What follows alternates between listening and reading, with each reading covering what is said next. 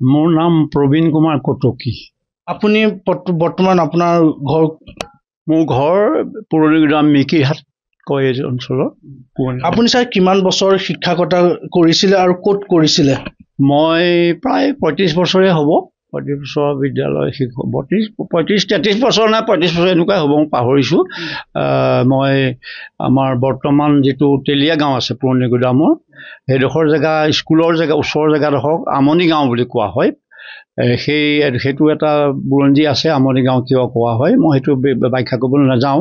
গতিকে আমাৰ স্কুলখন আমনি গাঁও মাধৱদেৱ হাইস্কুল বুলি কয়। সেইখন স্কুলতে মই প্ৰধান শিক্ষকৰ দায়িত্বত আছিলোঁ। আপুনি সেই আৰম্ভণিৰ পৰাই তাতে কৰিছিল? মই আৰম্ভণি মানে স্কুলখন মই জইন কৰাৰ অলপ কেইবছৰমানৰ আগতে হৈছিলে, হ'লেও তাত তেনেকুৱা এটা মানে স্কুলৰ কোনো অনুমতি বা স্বীকৃতি অনুমতি নোহোৱাকৈ স্কুলখন আৰম্ভ কৰিছিলে।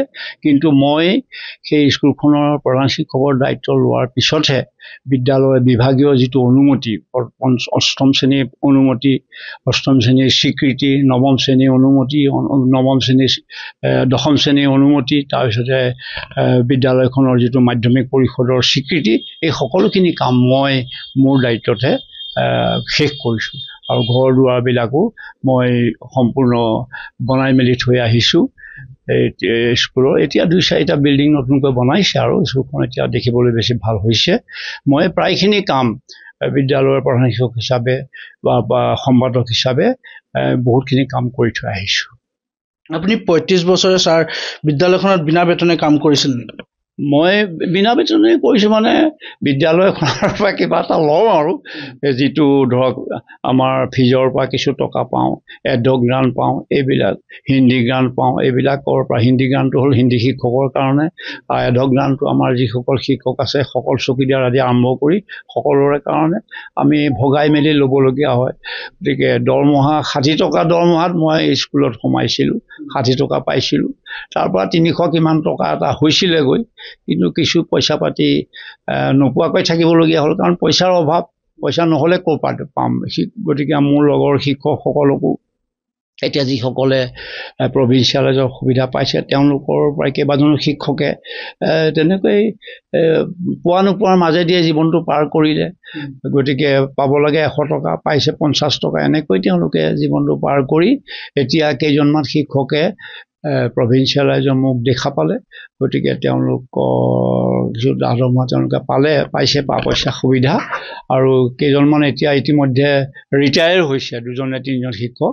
বাকী 4-5জন শিক্ষক এতিয়াও কৰি আছে মোৰ দিনতে যোগদান কৰা শিক্ষকে। আপুনি যিহেতু ছাৰ বিনা বেতনে শিক্ষকতা কৰি আছিলে, আপুনি চৰকাৰী কোনো সুবিধা বা তেনেকুৱা একো স্বীকৃতি নাপালে নেকি? নাই, চৰকাৰী স্বীকৃতি, কাৰণ প্ৰভিন্সিয়েলাইজ নহ'লে চৰকাৰে তেনেকুৱা একো নিদিয়ে। আৰু দৰমহা চৰকাৰৰ হাতলৈ স্কুলখন প্ৰভিন্সিয়েল হোৱাৰ পিছতহে চৰকাৰে দৰমহা দিব, নিৰ্দিষ্ট হাৰত পেঞ্চন আদি সা সুবিধা থাকে। গতিকে যিহেতু প্ৰভিন্সিয়েলাইজ নহ'লে, গতিকে আমাৰ চাকৰি কাৰণে আমি কোনো সা সুবিধা নাপালোঁ। এতিয়া ছাৰ বৰ্তমান আপুনি কি ধৰণে আপুনি চলি আছে? মই স্কুলৰ চাকৰি শেষ হোৱাৰ লগে লগে মোৰ চিন্তা হ'ল মই কেনেকৈ চলিম। গতিকে মই চিন্তা কৰিলোঁ যে অন্য ব্যৱসায়টো কৰিবলৈ, কাৰণ মই যিহেতু শিক্ষকতা কৰিছিলোঁ, গতিকে শিক্ষকতা কৰাৰ পিছত মই যিকোনো ব্যৱসায় কৰিব নোৱাৰোঁ। গতিকে মই কিতাপৰ ব্যৱসায়টো কৰিম বুলি ভাবিলোঁ, কাৰণ কিতাপৰ লগত, কিতাপ কলম এইবিলাকৰ লগত জড়িত হ'লে, এইবিলাক বেচালে মই নিজে ছাত্ৰ ছাত্ৰীসকলৰ লগত এখন ভদ্ৰ সমাজৰ লগত মোৰ সম্পৰ্ক হ'ব। কাৰণ যিহেতু মই শিক্ষকতা কৰাৰ দিনত ছাত্ৰ ছাত্ৰীসকলৰ লগত জড়িত আছিলোঁ, অভিভাৱকসকলৰ লগত জড়িত আছিলোঁ। গতিকে সেইটো ধাৰা যাতে মই ৰাখিব পাৰোঁ, মোৰ সেইটো উদ্দেশ্যে মই এখন কিতাপৰ দোকান আৰম্ভ কৰিলোঁ। মোৰ উদ্দেশ্য হ'ল যে মই সঘনে ছাত্ৰ ছাত্ৰীসকলক, মই পঢ়ুৱাই হওক বা নপঢ়ুৱাই হওক, মই ছাত্ৰ ছাত্ৰীসকলক লগ পাম, আৰু সেইটোৱে মোক নিশ্চয় এটা বৰ মানে অফুৰন্ত আনন্দ দিব। মই সেইটো উদ্দেশ্যে দোকানখন আৰম্ভ কৰিলোঁ। ছাৰ, আপুনি যিহেতু 35 বছৰে বিনা বেতনে শিক্ষকতা কৰিলে, কেতিয়াবা আপোনাৰ দুখ নালাগেনে? আপুনি যিহেতু ইমান বছৰ শিক্ষকতা কৰিলে, তাৰ পাছত আপোনাৰ স্কুলখন চৰকাৰীভাৱে হ'ল, দুখ নালাগে নেকি? আচলতে মোৰ তেনেকুৱা কোনো আক্ষেপ মই নকৰোঁ। পোৱা নোপোৱাটো মানুহৰ জীৱনত আছেই, থাকে।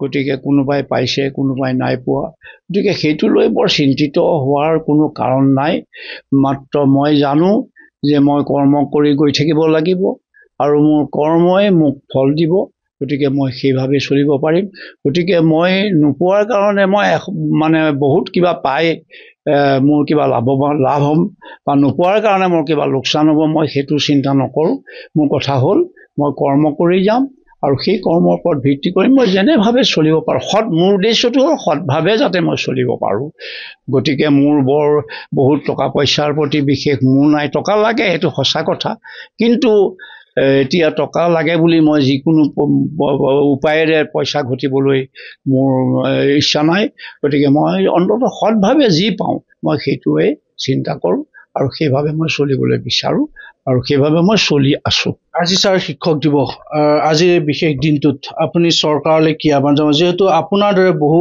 শিক্ষক শিক্ষয়িত্ৰী বহু বঞ্চিত হৈছে চৰকাৰী সা সুবিধাৰ পৰা গতিকে আজিৰ দিনটোত সেই চৰকাৰখনলৈ আপুনি কি আহ্বান জনাব যাতে মোৰ কথা হ'ল এতিয়া বহুত শিক্ষকে বিনা বেতনেৰে বিদ্যালয়ত শিক্ষকতা কৰি আছে 15-20 বছৰ ধৰি শিক্ষকতা কৰি আছে বহুত স্কুল প্ৰভিন্সিয়েলাইজ হ'বলগীয়া হৈ আছে হোৱা নাই গতিকে মই ভাবোঁ এই সমস্যাবিলাক আমাৰ চৰকাৰে নিশ্চয় বিবেচনা কৰি এই স্কুলবিলাকক সোনকালে যাতে প্ৰভিন্সিয়েলাইজ কৰে আৰু সেই শিক্ষকসকলে যাতে কিছু অন্ততঃ সা সুবিধা পায় অন্ততঃ আগবাঢ়িব পাৰে মই চৰকাৰকো এই সমস্যাবিলাক যাতে সোনকালে সমাধান কৰিবলৈ চেষ্টা কৰে মই সেইটো আহ্বান জনাওঁ